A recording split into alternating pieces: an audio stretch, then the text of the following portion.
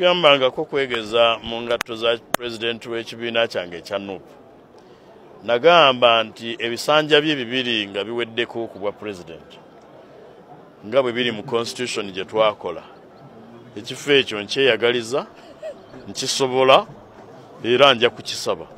Era n'ensuubiza abantu nti ekisa kya Katonda nga bwe kiri, president so wa NUP yekka naye n'owa ggwanga ajja kuva Busiro ate si mulala yenze. Ab'okumanya okutono bagamba nti kati njagala kumuggyako. Bwe twakola constitution y'ekibiina nze nakulira akakiiko akakola constitution empya ey'ekibiina ky'NUP. Era conference yazigiisa yatuula wano wennyini w'oyimiridde. Ne bagamba nze nakiwakanya naye ne bansinga amaanyi ne nkigondera nti omuntu tafugenga bisanja twalenga bisanja bisukka bibiri. Era president yennyini agamba nti naye ebisanja bibiri bimumala okukyusa Uganda. Ne tukkiriziganya bwe tutyo.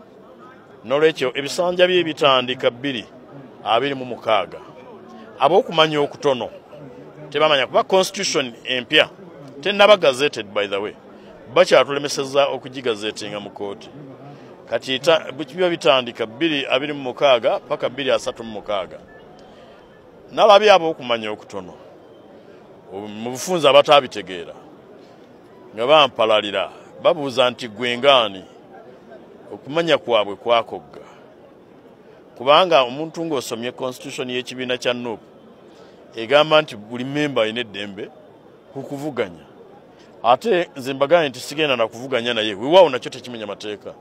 Sigenda kuvuganya naye kubanga nakkiriza nti tubeere benkanya gy'ali ebisanja bye bibiri mu constitution abimaleko 236. Ate tetwogera kukulembera bukulembeze NUP, twogera ne kukulembera eggwanga. Kati kibategeeza abo abatamanyi nti Honorable Kyagulanyi muto wange bw'abanga amaze okukulembera ebisanja ebibiri ekibiina kya NUP tukiwanduukulule tekibe na president mulala. Oba si kyo nti ekibiina kya NUP tekivuganye kusimbawo omuntu mulala kuba president wa Uganda, nti president Kyagulanyi anabeera president wa Uganda asembayo oba president wa NUP asembayo. Bansonyiwa abo abatabitegeera. Nali njogera nga mbuulira abo abanabitegeera.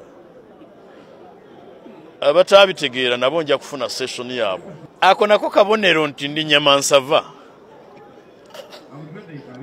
Buli muntu ayagala omuntu alinga nze okubeera mu kibiina kye. In fact omukadde w'entebe ye takoowa kweyagaliza balinga nze. Ekyo si kyange kya Katonda gwe neebaza nti ansiiza akazigo okwegombesa. Eyo nteekateeka sigikolangako. Abaagikola banjagala era nange bannange mbaagala. Naye nina ekibiina. So mu nteekateeka yange olwaleero temuliimu kuyingira kibiina kirala. Si ye second term ya president aliko.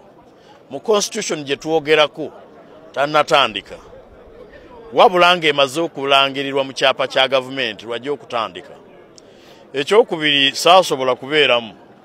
Kye mutegeeza waaliwo provision ey'okuwa apologies ne tugissa mu gazette. Bwe kikwatako wawulira beemulugunya. Saasobola kubaamu era bwe kikwatako nabategeeza.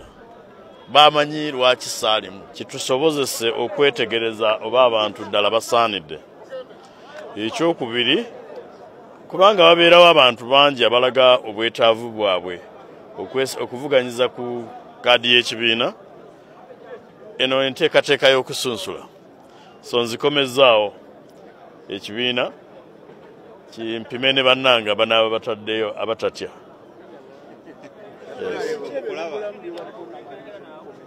Bayibuli era kyekyo kyegamba nti nkuleseewo omalirize ebitannaggwa bingi. Olutalo olusooka terunnaggwa olw'oggoba omumpembe omukadde w'entebe. Ekyokubiri, Parliament buli lunaku olukya ebeera n'obuvunaanyizibwa obulina okukolebwa abo abasunsuddwamu nga balina ebisaanyizo ng'era basaanidde okubikola okusinga ku balala. Amateeka Parliament ekyakola, budget Parliament ekyazikola, oversight zikyagenda mu maaso n'omulimu gw'okugoba omukadde tegunnaggwa n'ebifaananako ng'ebyo. Saakyusiza mannya gaakyuka dda. Etteeka erya Registration of Persons Act bwe lyajja lyagamba okukola deed poll era tekisoose kati nakikola mu myaka egyayita naye buli lw'oba presenting empapula opresentinga. Ate kati nandyesimbyewo ku kibiina kitali kyange, nkomyewo kwesimbirawo ku kya NUP kuba kye kibiina kyange. Singa akalutu kakwata kaadi nebanga egenzewo omuntu omulala genda kukola otya onakkiriza okugondera amateeka g'ekibiina? Ate bulijjo sigatambulirako. Nali mbaganye okumbuuza ebibuuzo ebitatuukanye kye bayita fantastic ideas nti nteeka ku minzaani oteekeko n'abalala, tojja kuddamu kumbuuza kibuuzo ekyo. Bwe kyotegeeza nti ekibiina kyaffe tekyagala mutindo. Ekibiina kino kyagala mutindo era mu kiseera kino omutindo ku kaadi y'ebusiro kitegeeza kulonda nze. So toyinza kumbuuza nti akabenje kajja kugwa. Ne balonda gundi ne balonda gundi. Abagala okunneesimbako nga team leader waabwe bajje banneebuuzeeko, buli muntu nnyamulaga waasaanidde okubeera. Ndowooza mbadde nkikola era abampuliriza balabye nga tubadde tutambula bulungi. Tebakyankalanya bintu bibadde bitambula bulungi. Tosika kapiteeni mu kisaawe ng'ate akyateeba, ng'asambisa abiri gombi ne gateeba, ate n'oteekayo okugezesa.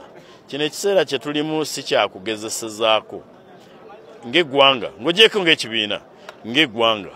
Kino ekiseera si kyakugezesa basambi. Waliwo abo abali tested oba abagezeseddwa ne bayita ebigezo, ate toleeta bakugezesa ne bali ddembe lyabwe okwesimbawo, ddembe lyabwe okweyagaliza, naye kyabuvunaanyizibwa okwepimira. Kubanga omanya Oluganda, wasoma ku katabo akaalimu enjogera egamba nti lumu Wakikere yeewaga atomere kumu n'akate, Wakikere yagira ki? Yayabika. Ekyokubiri atamuzadde amutikka jjinja. Lwaki wandyagadde omwana wa munno okumutikka kyatasobola ng'ate wali wakisobola? Tumaze ebbanga nga tulwana ne kooti eno, Kangaroo Court. It's a kangaroo establishment. Mumugiyita kooti naye ekyamazima semufu kanga baana. Abaana baffe bangi babasibye infakiti omu ku bo ono. Omulala wuuno owulidde bano bonna twabajjayo nga kumpi enjala baagala zisokoolamu. Bakubye emiggo muyitirivu obukongovule babumenye. Naye kati omukadde nga bwasazeewo okusayininga ekiteeka kye, kati yagguddewo tudde mu kkooti era mu bbanga tono tugenda kuba tuyingidde kkooti. Ffe katulwanyise obwongo tukole ekyo. Omanyi si kirungi kugenda kulwana na muntu waakusinga, fuba okugenda w'omusinga. Mu bintu bino tumusobola era tumulazeeko nti tumusobola. Namanyaako nti enteekateeka y'omukadde w'entebe kusayininga tteeka lino amangu ddala akwate Kyagulanyi. Era amuyise nga bw'ayisa Dr. Besigye. So nga bw'ali sayininze, katulinde gazeeti efulume, enkalu zidde okunywa. Etteeka lino bbi. Era nga tulirwanyisa tuyita bannayuganda bonna balwane. Eyo gy'empulira azungira kati ng'abazungu. Mumugambe nti etteeka lye temulyagala. Olwaleero mpulira azungidde Mpigi, mpulira enkya simanyi azungira Buyikwe. Mumugambe etteeka lye temulyagala kubanga lisiba baana be, baana bammwe. Ono yamusiba, ono yamusiba, ono yamusiba mu tteeka lye erimu nga bonna abatwala mu court martial. N'abalala ne tubajjayo. Kyagulanyi yamutwala mu court martial, namugjayo eggulu nga mulaba. Bwe nagenda okumugjayo namugjayo awenyera. Mutabani we yatwala abaana baffe mu basement. Buli agenze mu basement bano ba Edward Sebufu, Edi Mutwe n'abalala. Bonna bavuddeyo nga bawenyera. Bonna bavuddeyo nga babonaabona. Be bakuddemu enjala babakuddemu. Ate abo be b'omukisa abafulumyeyo. Abalala babattiddeyo. Bakibalama tebamanyiddwako mayitire. N'olwekyo buli muntu akitwale nga lubimbirwe okulwanyisa ekkooti semufu ey'omukadde w'entebe.